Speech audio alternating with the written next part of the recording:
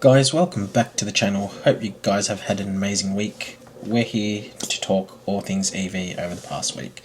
Welcome to episode 13. So we've got a lot of European brands this week, not a whole lot of brands coming out from the China market, so let's get straight into it.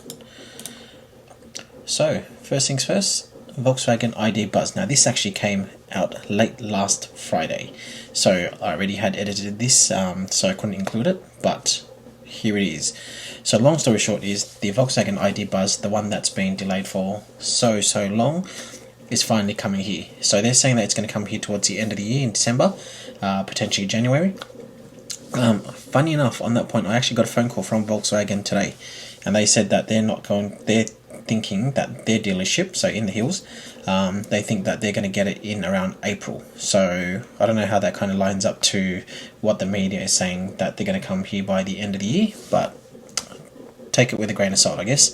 Anyway, here's the pricing. So the cargo version, obviously, I'll cover in next slide actually, which is more of the commercial vehicle. So for the passenger vehicles, you've got the Buzz Pro short wheelbase. You've then got the Buzz Pro long wheelbase, and then the GTX long wheelbase all-wheel drive. So the short wheelbase essentially will have 5 seats, and the long wheelbase will have 7 seats. So you've essentially got an entry level 5-seater or a 7-seater, and then you've got the top spec, which is the GTX, which is the all-wheel drive version as well, with 7 seats. Now in terms of motor, so the first 3 over here are getting 210 kilowatts with 550 Newton meters of torque, and the top spec here gets 250 kilowatts in all-wheel drive form. Now we don't know how much torque it's going to have, but it is all-wheel drive and 250 kilowatts. So yeah, and 110 before on-road costs. So I guess if you do add in on-road costs, you'd be looking probably towards the $115,000 to $120,000 mark. So what do you guys think? I think the green looks absolutely fantastic. I'd be really keen to get one for a drive. I do really love the look of it. It's very retro styling, and yeah, hope they're good cars. Alright, so the ID Buzz Cargo. So we've got a lot more information on this one than the other one. So as I said, 210 kilowatts, 550 Newton meters over here. Battery range for this one is 79 kilowatt hours, which says usable. And it's 11 kilowatt AC charge rate with a DC charge rate of 185 kilowatts. Now, if the power is the same 210, I would like to assume at this point in time that the other models also do have 79 kilowatt hour batteries as well. So the only one that we're not too sure of at this point in time is going to be the GTX model. Anyways, I won't go through line by line for all the options that you guys can see here, so pause the video if you guys want to see that. But basically you can see there's a whole heap of options over here, and then you've also got packaged options. So the exterior upgrade package tailgate, exterior upgrade package for the rear wing doors. So those are pretty much the 2 packages with a list of upgrades, and it looks like you can easily add thousands and thousands of dollars in one go just to kind of spec that up. So with $80,000, if you add all of that, I mean that's $3,500, it's $3,000. You know, those two together are already over $6,000. So yeah, what do you guys think? Is that too expensive for a commercial van, or do you guys think that's totally acceptable? I personally haven't been too fond of understanding the commercial side of things, so probably lack of knowledge on my side. So be keen to understand from you guys, what do you guys think at $80,000? And then the other thing as well is service and warranty for these Volkswagen ID Buzz. It hasn't been confirmed at all, so we don't know what that's going to look like. In terms of safety, the ID Buzz does have a 5-star NCAP rating from Europe back in 2022, but the Australian version, or ANCAP, has yet to complete any ratings. So watch this space and we'll get you guys posted. Alright, let's move on to the next one. So the MG ZS EV replacement apparently has been spotted or testing in Australia. So it's a small electric SUV, and it's expected to replace the ZS EV, and it is called the S5. There's no other details on it at this point in time. That's just the pictures that I've taken from the Car Expert website, so credit to them. And yeah, once we find out more information, I'll let you guys know. But basically it's another EV, or battery EV replacement, that has been spotted, and it's definitely New South Wales plate, so potentially in Sydney. And yeah, let's continue moving on. So Jeep. Now when you think Jeep, you don't normally think EVs, so this is obviously going to be their first EV. So we've got pricing and specs all confirmed. So it says here, first electric Jeep claims 396 kilometers WLTP. Now that's a claimed driving range, and it's WLTP, so we know we'll definitely get less than that. There's going to be 3 models, but all safety tech is not standard. So in terms of price, it's going to be priced from about $53,990 before on-road costs for the longitude, and it stretches all the way up to $63,990 for the top of the range, which is the Summit version.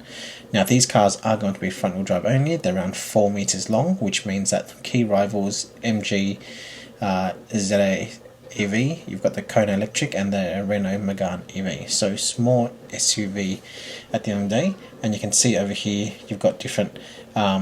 It looks like it might have a bit of a body kit, because it's not just the colours that are slightly different. It looks like it might look two-tone in some instances. Maybe it's to do with the paint, but either way, you've got a bit of the spec differences. So it looks like the Longitude and Limited are here, and then these ones are Limited and Summit. So some of the colours might cross over.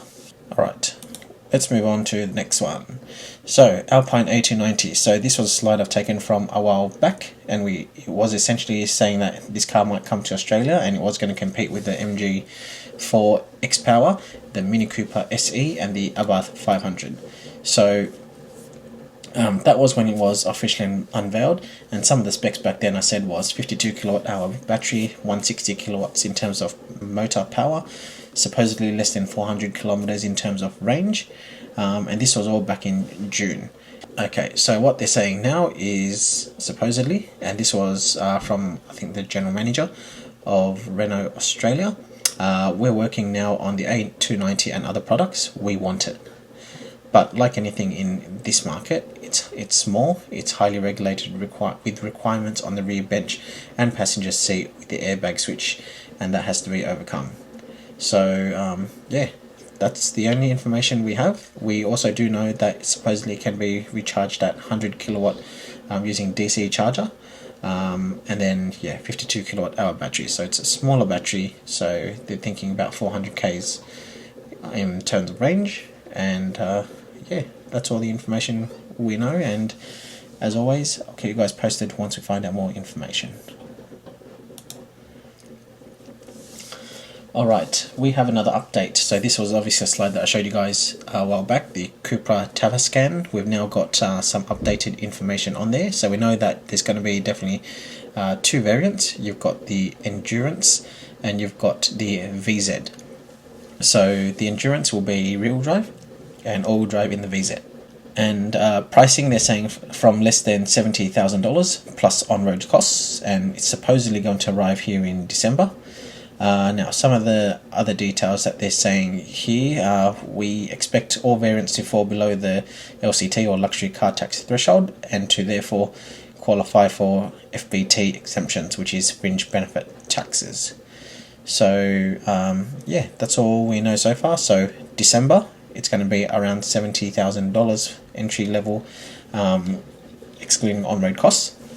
In terms of car specs, it seems like you can see there 534 k's WLTP, 210 kilowatt motor, and then 499 and 250 for the dual motor there. They are supposedly having a 77 kilowatt hour battery, and 0 to 100 in about 6.8 seconds for the rear-wheel drive and 5.5 seconds for the all-wheel drive. So what do you guys think? Do you still like the look? Has it grown on you? Do you guys really not like it? Keen to get your views. Anyways, let's move on to Polestar. So we've got some news from Polestar. So basically, for Polestar 2, so the next couple of slides is all Polestar. Polestar 2 in particular though, they're introducing 2 new colours. One is called Vapor and the other one is called Storm. So basically, Vapor replaces magnesium, and then they've got, Storm replaces Thunder. So they've got other exterior changes. So they've got new 19-inch alloy wheels as standard, and then there's also an option for a 20-inch Pro Graphite alloy wheel option. Polestar 2 also gains some charcoal coloured animal welfare secured Napa leather upholstery from Bridge of Wear, while the gear selector now features a new deco surround. and then you've also got adaptive cruise control, now standard across the Polestar range, and then Pilot Pack, which now consists of Pilot Assist and Emergency Stop Assist as well. Polestar 2 long range dual motor variants also gain rear tinted windows, 600 watt 13 speaker Harman Kardon system, and it's also roughly a $5,000 drop across the range. So if you guys haven't seen the entire specs, feel free to pause the screen there. You can have a look at the remainder of the specs and all the options that I've listed out all over here. Alright, let's jump over to Polestar 3. So whilst Polestar 2 has had almost $5,000 cuts across the entire range, you'll see down over here that for the Polestar 3 long range dual motor, you've had a price increase. But then with the dual motor with the performance pack, you've actually had a price decrease. Can't unfortunately say that that does balance out, but yeah, at least there is a price drop in one of the variations. So in terms of summary of the details of Polestar 3, so I've noted here Australian deliveries of Polestar 3 are due to begin, with first dozen examples turning up in sales data already last month. So have you guys seen one on the roads? If you have, let me know. What do you guys think of it? I've seen one and I think it looks absolutely amazing. It is a big car though, and it's only 5 seats, so quite luxurious. So even though all of these prices are based on the dual motor, we still don't have any word on what's happening with the single motor, when it's going to come to Australia, cost and so forth. So supposedly that's going to come later this year. So I'll update you guys when we get there. Alright, and the last Polestar. So Polestar 4. So Polestar 4, we're talking about the long range single motor and the long range dual motor, and you can see here you've got $3,000 price cuts across. Now this is obviously under the luxury car tax amount, and it's supposedly due here in November. So apparently it was supposed to arrive last month, but it's been delayed, and now it's looking towards November before it comes here. So this is the one that's I guess taken design to the next level. So this is the one that actually doesn't have a window at all at the back, and it uses the camera, and then inside where your rear vision screen mirror is, it's just the screen. So yeah, it's another crazy new invention. I'm sure that someone's got some positive things to say about that. I haven't read into it too much. So yeah, have you guys got one on order? If you do, I'd love to hear from you. What do you guys think? Alright, let's jump over to Rolls-Royce. So thought I'd insert this one before we start talking about other ones. There is a vehicle recall. Obviously there hasn't been thousands and thousands of these sold, but there is a recall.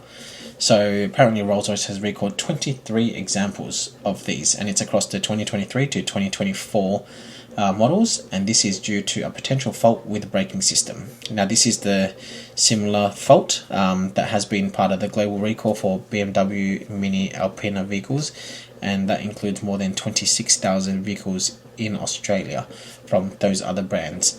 But Rolls-Royce itself for the Spectre has only 23 models. So I don't know if there's any of my viewers here that own a Rolls-Royce Spectre, but if you do, make sure you have a look. Check if your car is a part of the VIN recalls and get it sorted. Alright, we've spoken about Polestar a fair bit. Let's talk Volvo. So Volvo has dropped a new teaser for an all-electric model, confirming the ES90 sedan to replace the now discontinued S90, which was a big sedan, a luxury sedan. So it's electric only, and it was mentioned as a part of the XC90, which is not pure EV, but it was a part of the reveal that they kind of inserted this in. So little is known about this one in particular, but they're saying that it's going to have a global debut sometime in March 2025, and what they're saying is it should essentially share the same platform as the EX90, which is the 7-seater, and also the Polestar 3. So what that means is it's potentially going to have dual motor all-wheel drive, 111 kilowatt hour battery pack, and then if it does take those trims, or it takes the same platform details, possibly looking at a good 300 kilowatts of power and 380 for the top spec. So yeah, it definitely looks like a sedan, since it is replacing the S90. My question to Volvo is, and they've done it before, where are the wagons? bring in the wagons. BMW have launched the M3 in a wagon. The M5 now is also coming in a wagon, the touring models. Volvo, step up your game and give us some wagons. Who's on team wagons?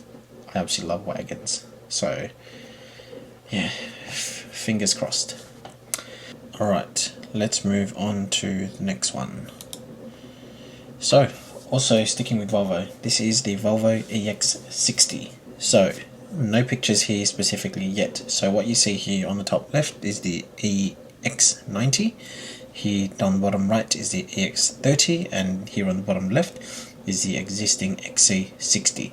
So whilst Volvo has actually adjusted its targets for vehicle sales and for the full electrifying their fleet, they are continuing to expand. And so the next one to be electrified is this XC60, which essentially will potentially be called the EX60. This will obviously sit between the EX30 and the EX90, and they're saying that it's going to be built in Torslanda in Sweden. What else do we have here? They say sales targets. So by 2025, Volvo expects EVs and plug-in hybrids to account for 50 to 60% of global sales. Volvo Car Australia aims to switch to an all-electric lineup by 2026. So we're 3/4 of the way into 2024, so they're not far away. But yeah, so other cars that are coming, so obviously the EX60 is coming. They've also got the EX90, which is this one on the top over here. You've also got the EM90, which is the people mover, and then the ES90 that we just covered, that is currently just in teaser images. So hopefully, as I said before, they throw in a wagon, and then many people, I'm talking on their behalf, are gonna be happy. So Volvo, if you're ever listening, game on. Alright, let's move on to the next one. So I'm part of this Electric Vehicles for Australia group, and this person will not, I don't know him personally, but seems to be posting a lot of great information about cars that have had ADR approvals, so I figured this deserves its own slide. So the Hyundai Instar, which is a really tiny car, I've covered off a couple of times. Supposedly this has been ADR approved today, so no specific specs, and yeah, it's been approved, so it's definitely coming soon. Watch your space. And then another new battery EV with AU ADR approval. So it's from Korean maker formerly known as Sangyong, and it's marketed as KGM. So guys, if you want to have a look in the video of what that car might look like, look up KGM Torres EVX. That's possibly what is coming over here, because it's gone through ADR approval. Now let's jump onto some social media updates. So this is a quick summary. Lotus reports $202 million loss, cuts delivery targets by half. So I think the loss wasn't a surprise to anyone. There's no way that they'll be making heaps of money for a new EV or a couple of new EVs that they've just launched. We've also then got Japanese researchers developing a new battery, so an impressive 820 watt hours per kilogram. Manganese EV, no decay. Now, I actually had no idea why this was actually really important, or I had very limited knowledge. So I did some research, and so the summary essentially is nickel batteries usually offer 750 watt hours per kilogram. They're expensive. They rely on scarce materials like nickel and cobalt. Lithium-ion batteries, they have a lower energy density, and that's around 500 watt hours per kilogram. And so whilst they are more common, they are less efficient for high-performance EV applications. So the new manganese not only surpasses nickel-based batteries in density, but also avoids use of costly rare materials, which means that it's more sustainable to get these batteries. And it also shows no significant performance degradation as well, which is obviously a common issue with these NMC or manganese type batteries. So what do you guys think? Is it amazing? Is Japan going to take the lead again, as they once did with a lot of their cars? We'll have to see. And then one really exciting one. Earlier on in the week, the first BYD Yangwang U9 was delivered in China. So I haven't seen this video myself. I definitely will be looking it up, but it was exciting because that was the first one. That's the supercar that we've been spotted at Nürburgring in Germany. So yeah, now we do actually have a second page today of social media updates. So I saw this actually on news.com.au. German automaker considers factory closure amid rising competition, which is essentially Volkswagen contemplating closing some of its factories.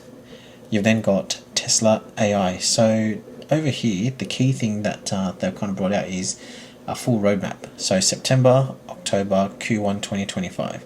So one of the big headlines that I've seen over the past couple of days is actually Smart Summon, which, funny enough, is AWS. So lots of videos coming up on how that works. Hopefully that comes to Australia.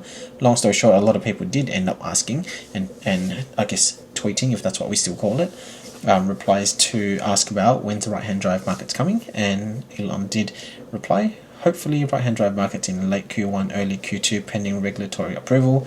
Knowing how slow we approve things in Australia, I'm just going to say Q3, Q4 at earliest, if even. So that's my view. And then I did take a snapshot. Car Expert was actually out there was a Kia EV3 global meter drive earlier on the week. So yeah, it'd be interesting to see how that car performs. I know we're going to get it here, but not yet. And so that takes us to the end of another wrap. If you guys stayed for the entire one, thank you again so much as always. Love you guys watching my content, and if there's any other feedback you guys want to give, drop in the comments below. And yeah, hope you guys are well. I'll see you soon for more content. Take care.